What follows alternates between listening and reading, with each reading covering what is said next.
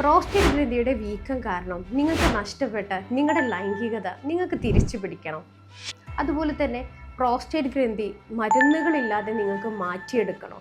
കൂടാതെ സർജറി വരെ പറഞ്ഞ ഒരാളാണ് നിങ്ങൾക്ക് എങ്കിൽ സർജറി കൂടാതെ നിങ്ങളുടെ പ്രോസ്റ്റേറ്റ് വീക്കം നിങ്ങൾക്ക് മാറ്റിയെടുക്കണം. ഞാൻ ഈ വീഡിയോയിൽ പറയുന്ന 10 കാര്യങ്ങൾ നിങ്ങൾ ചെയ്യുകയാണെങ്കിൽ നിങ്ങളുടെ പ്രോസ്റ്റേറ്റ് ഗ്രന്ഥിയുടെ വീക്കം നിങ്ങൾക്ക് തന്നെ മാറ്റിയെടുക്കാൻ പറ്റുന്നതാണ്. ഞാൻ doctor Nitasha Muhammad, doctor Basil സോമിയ hospital, Malappuram ജില്ല, പാണ്ടിക്കാട്, കോഴിക്കോട്, നടക്കാവ്.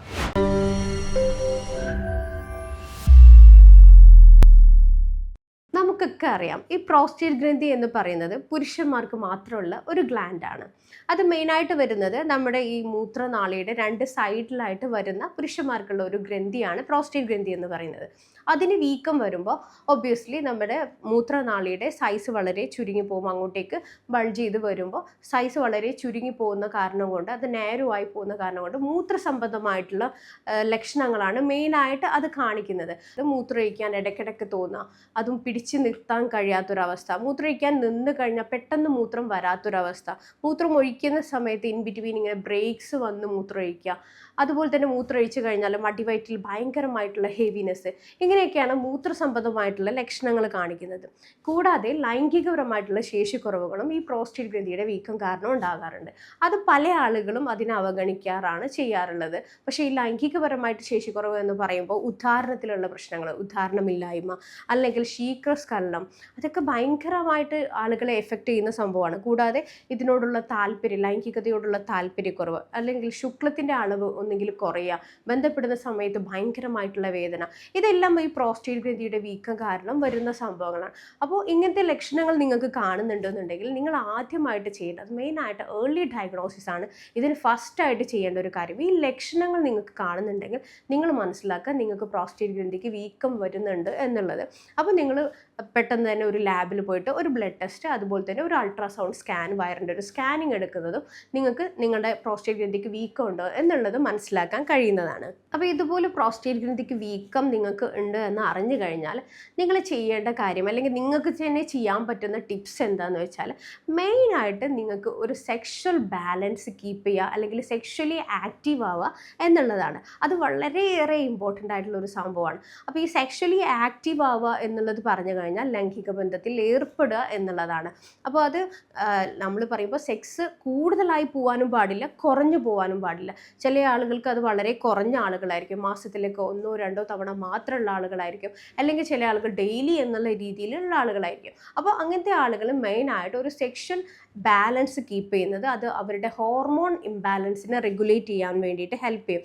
മെയിനായിട്ട് നമ്മളിത് പറയുന്നത് എന്താ വെച്ചാൽ, ഈ പ്രോസ്റ്റേറ്റ് ഗ്ലാൻഡിൻ്റെ മെയിൻ ഫംഗ്ഷൻ എന്ന് പറയുന്നത് ഇജാക്കുലേഷൻ എന്നുള്ള പ്രോസസ്സിനെ ഭയങ്കരമായിട്ട് കണക്ട് ചെയ്ത് വരുന്ന ഒരു ഗ്ലാൻഡാണ് ഈ പ്രോസ്റ്റേറ്റ് ഗ്ലാൻഡ് എന്ന് പറയുന്നത്.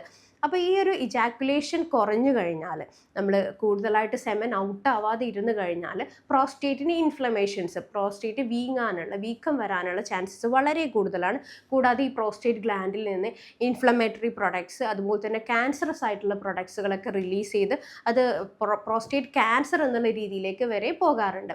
അപ്പോൾ മെയിനായിട്ട് നിങ്ങളൊരു പാർട്ട്ണറുള്ള ആളാണ് എന്നുണ്ടെങ്കിൽ ഒരു സെക്ഷലി ആക്റ്റീവ് ആവാൻ, അല്ലെങ്കിൽ നിങ്ങൾക്കിടയിൽ ഇടയ്ക്കിടയ്ക്ക് സെക്സ് സംഭവിക്കാൻ വേണ്ടിയിട്ട് നിങ്ങൾ മാക്സിമം ട്രൈ ചെയ്യണം. ഇനി ചില ആളുകളുണ്ട്, മിക്ക ആളുകളും ഈ പ്രോസ്റ്റേറ്റ് ഗ്ലാൻഡിൻ്റെ വീക്കം വരുന്നത് ഒരു 50 വയസ്സിന് ശേഷം അല്ലെങ്കിൽ 60 വയസ്സിന് ശേഷമായിരിക്കും.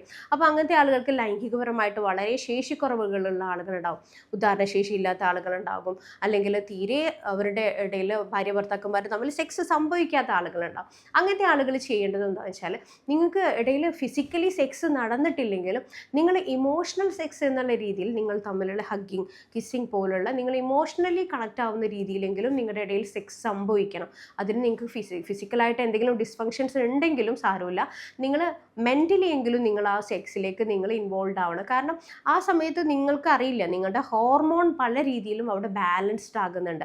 അതൊരു ഫിസിക്കൽ കോണ്ടാക്ട് തന്നെ വേണമെന്ന് നിർബന്ധമില്ല.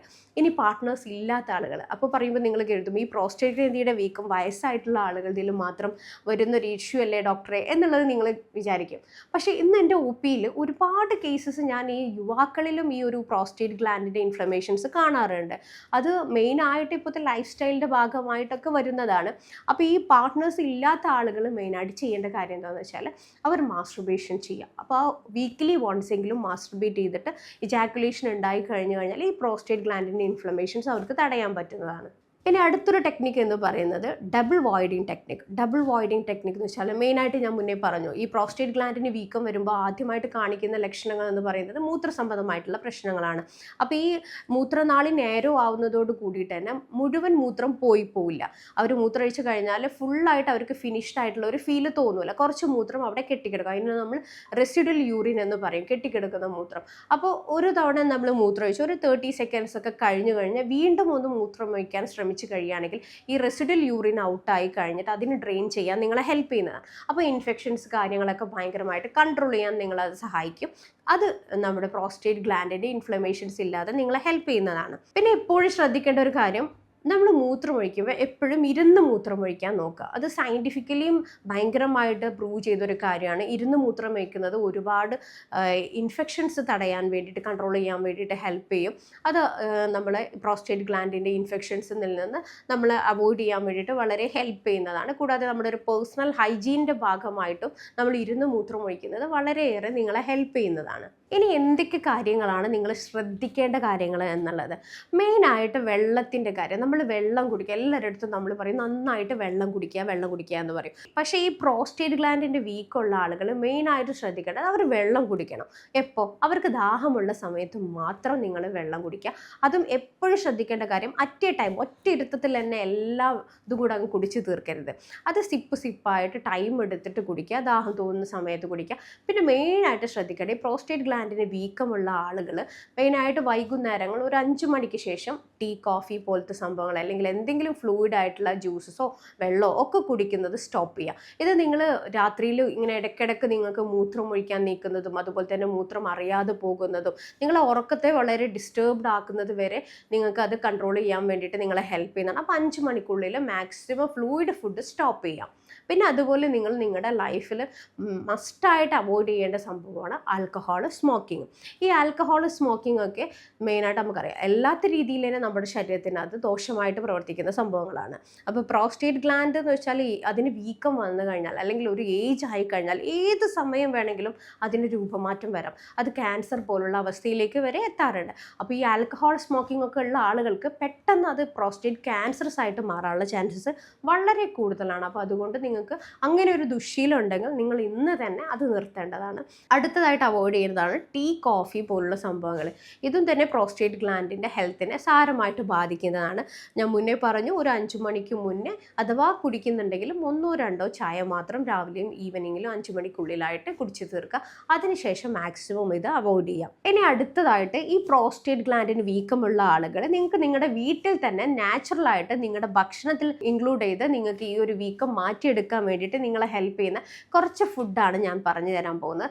അതിൽ ആദ്യമായിട്ട് നിങ്ങൾ ശ്രദ്ധിക്കേണ്ടത് എന്താണെന്ന് വെച്ചാൽ, നിങ്ങളുടെ ഡയറ്റിൽ മെയിനായിട്ട് ഫൈബ്രസ് ഫുഡ് കൂടുതലായിട്ട് നിങ്ങൾ ഇൻക്ലൂഡ് ചെയ്യുന്നുണ്ട് എന്നുള്ളത് നിങ്ങൾ ഉറപ്പുവരുത്തുക.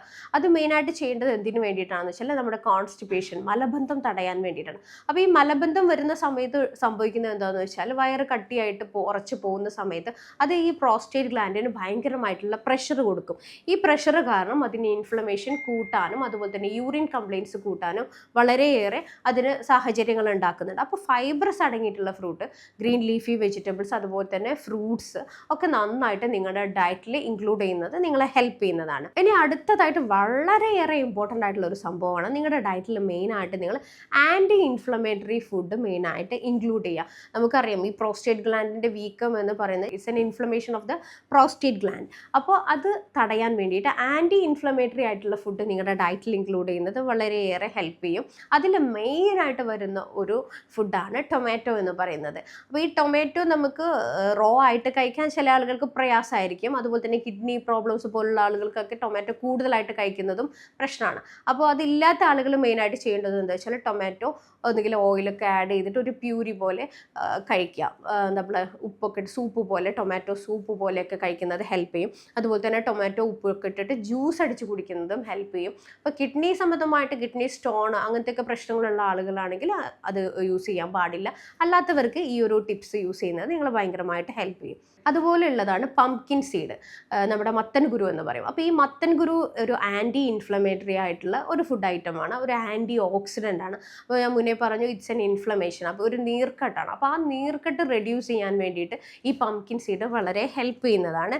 പിന്നെ കൂടാതെ നട്ട്സ് എന്ന് പറയുമ്പോൾ വാൾനട്ട്, അതുപോലെ തന്നെ നമ്മുടെ ആൽമണ്ട് പോലുള്ള സംഭവങ്ങൾ, അതിലുള്ള സിങ്ക് കണ്ടൻറ്റ് ഇത് also an anti inflammatory food. അപ്പോൾ അതുകൊണ്ട് പ്രോസ്റ്റേറ്റ് ഇൻഫ്ലമേഷൻസ് റിഡ്യൂസ് ചെയ്യാൻ വേണ്ടിയിട്ട് ഭയങ്കരമായിട്ട് ഹെൽപ്പ് ചെയ്യുന്നതാണ്. കൂടാതെ ഗ്രീൻ ടീ ഡെയിലി കുടിക്കുന്നത് നിങ്ങളെ ഭയങ്കരമായിട്ട് ഹെൽപ്പ് ചെയ്യും. സാധാ ചായ കുടിക്കുന്നതിന് പകരം നിങ്ങൾ ഗ്രീൻ ടീ അതാക്കി മാറ്റുന്നതൊക്കെ നിങ്ങളെ ഹെൽപ്പ് ചെയ്യും. അതുപോലെ തന്നെ പോമഗ്രനേറ്റ് കഴിക്കുന്നതൊക്കെ ഭയങ്കരമായിട്ട് ഈ പ്രോസ്റ്റേറ്റ് സംബന്ധമായിട്ടുള്ള പ്രശ്നങ്ങൾ റിഡ്യൂസ് ചെയ്യാൻ ഹെൽപ്പ് ചെയ്യും.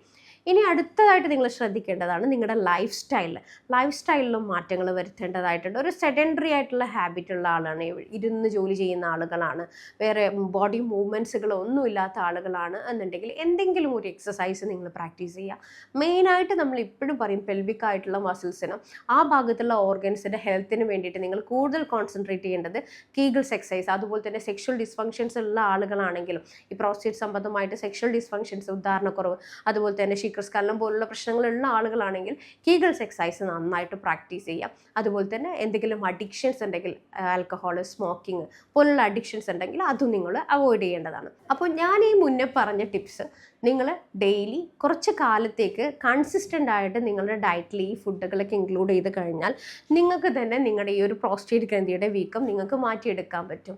എന്നിട്ട് നിങ്ങൾക്ക് കഴിയുന്നില്ല എന്നുണ്ടെങ്കിൽ നിങ്ങൾ എപ്പോഴും ശ്രദ്ധിക്കേണ്ട സൈഡ് എഫക്ട്സ് ഒന്നും ഇല്ലാത്ത ഒരു മെഡിസിൻസ് ചൂസ് ചെയ്യാൻ വേണ്ടിയിട്ട് നോക്കുക. നമ്മുടെ ഇവിടെ ഒ പിയിൽ ഇതുപോലത്തെ ഒരു പേഷ്യൻ്റ് വന്നു കഴിഞ്ഞാൽ നമ്മൾ മെയിനായിട്ട് ചെയ്യുന്നത് എന്താണെന്ന് വെച്ചാൽ അവരുടെ എല്ലാ ലക്ഷണങ്ങളും നോക്കിയതിന് ശേഷം ഇതിൻ്റെ അണ്ടർലൈങ് കോസ് കണ്ടെത്തി, ഇതിൻ്റെ മൂല്യ കാരണം കണ്ടെത്തി ഒരു ആർട്ടിഫിഷ്യൽ ഇൻ്റലിജൻസിൻ്റെ സഹായത്തോടു കൂടി രോഗനിർണയം നടത്തി, ഒരു യൂറോപ്യൻ സോഫ്റ്റ്വെയറിൻ്റെ സഹായത്തോടു കൂടി മരുന്ന് നിർണയം നടത്തി യാതൊരുവിധ പാർശ്വഫലങ്ങളുമില്ലാത്ത ഹോമിയോ മെഡിസിൻസ് കൊടുത്തിട്ടാണ് നമ്മൾ ട്രീറ്റ് ചെയ്യുന്നത്. അത് ജർമ്മനിയിൽ നിന്ന് ഇറക്കുമതി ചെയ്ത ഹോമിയോ മെഡിസിൻസ് ആണ് നമ്മൾ തരുന്നത്. അപ്പോൾ ഇതുപോലുള്ള ബുദ്ധിമുട്ടുകൾ അനുഭവിക്കുന്നവരാണ് നിങ്ങളെങ്കിൽ താഴത്തുന്ന നമ്പറിൽ എന്നെ കോൺടാക്ട് ചെയ്യുക. ഞാൻ doctor Nitasha Muhammad, doctor Basil സോമിയ hospital, Malappuram ജില്ല, പാണ്ടിക്കാട്, കോഴിക്കോട്, നടക്കാവ്.